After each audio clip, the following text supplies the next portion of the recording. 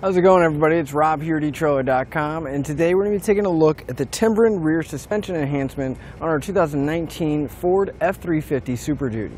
Now, I know everybody is interested in how they're going to work, what they look like, and how the driving experience is going to be, so we'll go ahead and cover that first, but if you stick around to the end of the video, we're going to show you how to get them installed.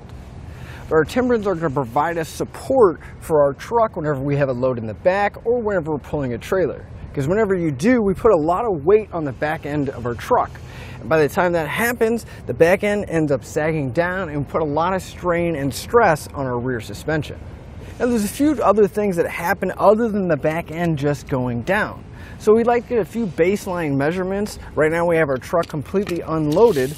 So I'm going to take a measurement from the ground to about the middle of the arch of the wheel well. Now back here we're getting a measurement of 43 inches. Let's go ahead and move to the front. Now up here we're getting a measurement of right about 41 inches. So we're going to go ahead and put a load in the back and see how it affects those measurements, see how far back the back end goes down and how far the front end rises up. So now that we have the load in the back of our truck, we've got a water tank back here to simulate a heavy load in the back of your bed. Maybe you have a bed full of mulch or rock, or if you're towing a trailer, this will simulate the tongue load. Now if we take that same measurement, the bottom of the wheel well is coming in right about 40.5 inches. So we actually dropped right about 2.5 inches back here. If we move up to the front, we can see how much the front end raised up.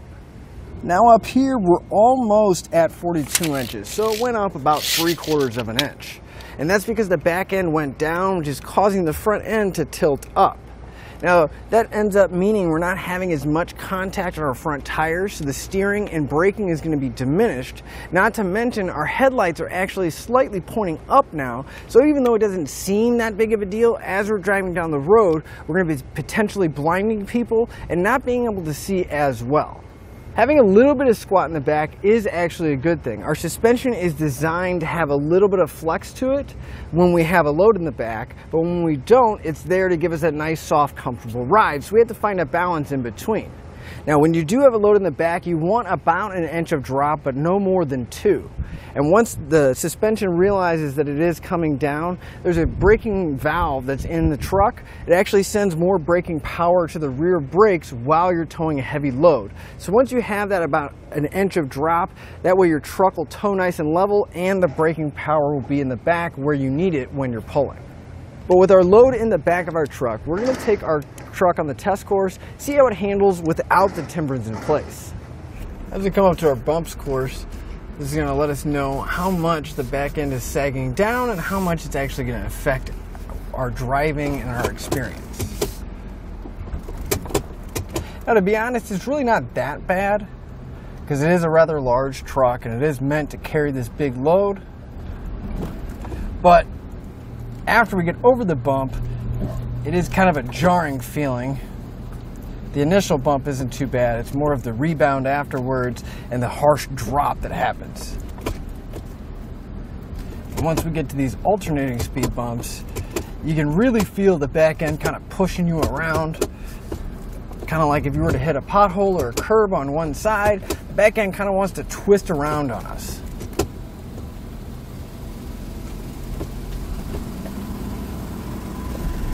And it's not horrible, but again, once we get over the bump is really where it starts to resonate through the seat, and you can definitely feel that harsh bump. Now as we go through our slalom course here, I'm going to be going about 10 miles an hour so I can get a pretty good idea and baseline for once we have our Timbrens in place.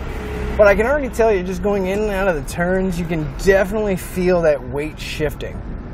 It's not that bad, but you can feel kind of this mushy, soft feeling as you're going the turn. It's almost like the truck wants to lean really hard before we actually get into the turn itself. So now that we have our baseline run done on our test course, we're going to bring our F-350 in the shop and we can install our Timbrens and then do an after comparison. To begin our installation, we want to park our F-350 on a nice flat level surface. Now we're using a drive-on lift, but if you're at home, you want to lift the back end of your truck up by the frame. You don't want to lift it by the axle because we want to stretch the space in between the frame and the axle here. So the way I'm going to do it is I actually just have a pull jack back here at the back, and since our hitch is attached to the frame, I'm just going to lift up slightly. Now again, we don't need to go that far. We just want a little bit of space in between the frame and the axle, but you can definitely still leave the tires on the ground. You just want to lift it up a couple inches so we can stretch the suspension out. Now if we move directly above our axle, we're going to find our factory joust stop. There's going to be a nut on each side that's holding it in place. So we want to grab a 15mm socket. We're going to pull both of those nuts out and pull the joust stop down.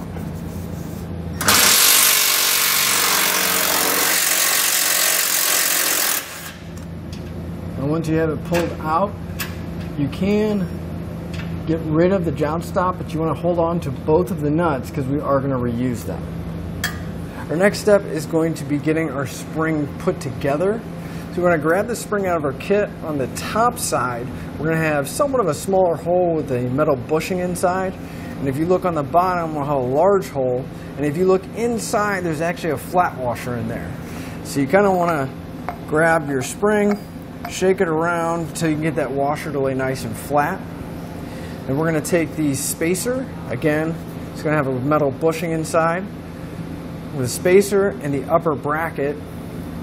We're going to line the spacer up with the threaded hole that's in the bracket, and we want to line up our spring pretty close, but we're going to have to get that bolt and make sure it goes through the washer.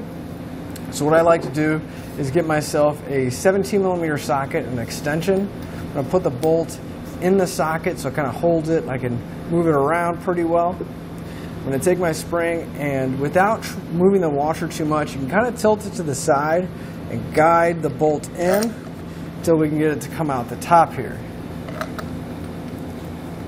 Then we want to either slide our spacer on, and we can kind of turn the bracket over until we get it all lined up.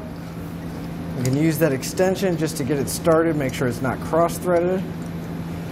But it's not going to get it tight enough, so we do want to come back and fully tighten it up. Make sure that spring doesn't move on that bracket.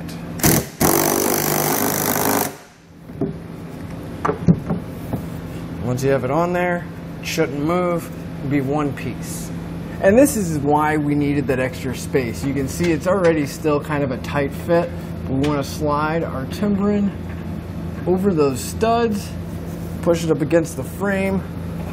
Then we want to real loosely get these nuts put back in place, except we don't want to tighten them all the way down just yet. We want to get them on there and leave a little bit of a gap between the frame and our upper bracket there. Now the reason why we want to leave a little bit of a gap is because we need to put these shims in place.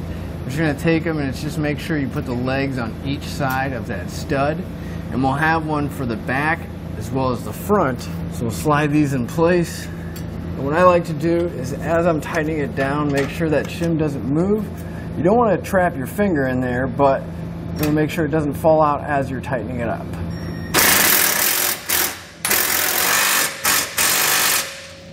And then we'll tighten up the back side as well.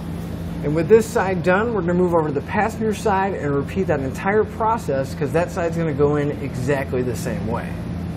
Now before we take our truck out back on our test course and see how it's really going to improve our ride, I'm going to go ahead and take a look at some of the features of our Timbrens.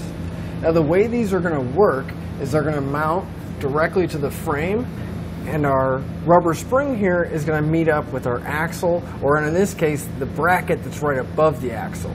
So whenever we do have a load in the vehicle, this gap is going to start to minimize, and our spring is going to make contact. That's going to help support that weight at the back here and give us a nice, stable, level ride and not have the back end drop down so much. But since we're going to have one on each side of our axle, they're going to work independently from each other. So even if we're on unlevel ground or we have an off-center load, it's definitely going to help keep our truck nice and level and cut down on that body roll, especially when we're going in and out of turns, making evasive maneuvers. And really, one of my favorite things about our Timbrens here is that they're completely maintenance free. We can pretty much completely forget they're back here. We don't have to run any kind of airlines like airbags. We don't have to monitor anything. Once they're in, they're just going to provide us that support we need, take a little bit of the bumps and jarring out of our ride when we have it loaded, and just make it so we can carry our load with us, tow a trailer, and not have to worry about putting so much strain back here. Now, our Timberens are going to provide us with up to 8,600 pounds of load leveling support. Now, that doesn't mean it's going to be adding that much weight to the load capacity of our truck. They're just there to help support that weight and give us a nice, smooth, comfortable ride. Now, the other nice thing about them is, again, since they are maintenance free, a lot of people worry that they're going to start breaking down because the spring is rubber. But our springs are going to be resistant to most automotive chemicals, especially since it's underneath the truck. That's kind of important. And especially if you live in a really cold climate where there's a lot of snow, we're not going to have to worry about temperatures or environmental issues either. Now, there is a lot of different suspension components available for our F350, and you can check eTrailer's Fit Guide for what does fit yours. But I personally really like the Timberens because, again, they are going to give us that support when we have a load in the back. I do feel like these are really meant for somebody that has a constant load because there's no adjustment to them like with airbags. With airbags, if you have a lighter load, you can take some air out. A heavier load, you can add some air. But with our Timberens, there's not any adjustments. However heavy your load is, that's how much it's going to push down on them, and that's how much support it's going to be. So if you're towing a camper a lot that's pretty much the same weight all the time, I really feel like this would be a great option for that because you don't really need all that adjustability out of the airbags. And one of my favorite things about them is how easy they install. There's no special tools required. You really only need about 2 sockets and something to drive the sockets and a floor jack just to give yourself enough space in between the frame and the axle here. Because our Timberens are going to replace our factory joust stop and just bolt into the factory hardware, so there's no drilling, no cutting, or anything like that.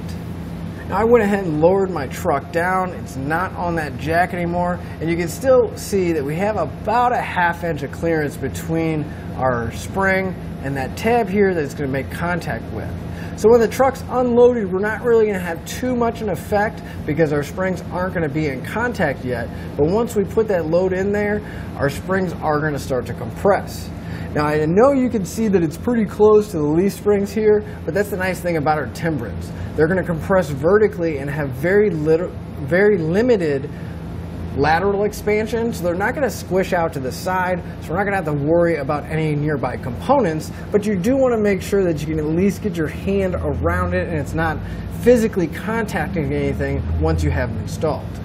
So we got the same load back in the bed of our truck now that we have our Timberens installed. So let's go and take our measurements and see how they did.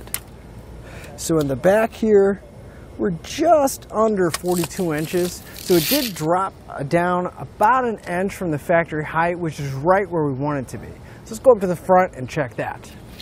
And the front is right back at the factory right height. So now our tires are going to be in contact the way they're supposed to be. Our headlights are going to be aimed where they're supposed to be. And we're going to have a lot better riding truck.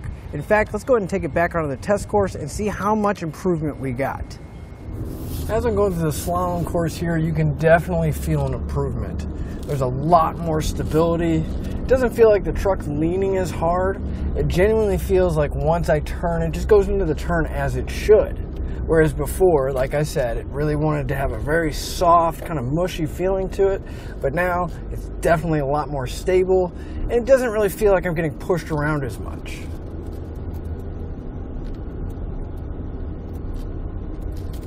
As we head up to the bumps course, I'm going through about the same speed as I did before, about 5 miles an hour, just going to be a really good thing to compare to.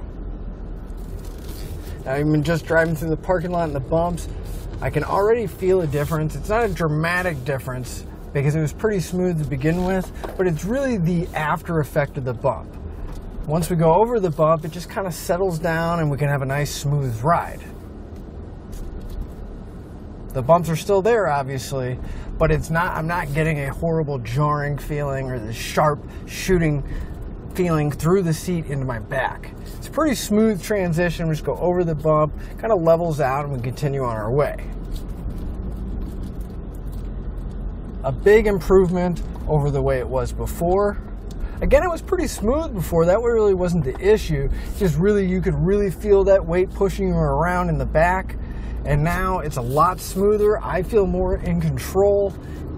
And the rebound isn't killing us on after the bump. We'll go over the bump, and again, just continue going, smooths out. We don't have that jarring feeling. But again, I'm Rob here at eTrailer.com, and that'll finish up your look at the Timbren rear suspension enhancement system on our 2019 Ford F-350.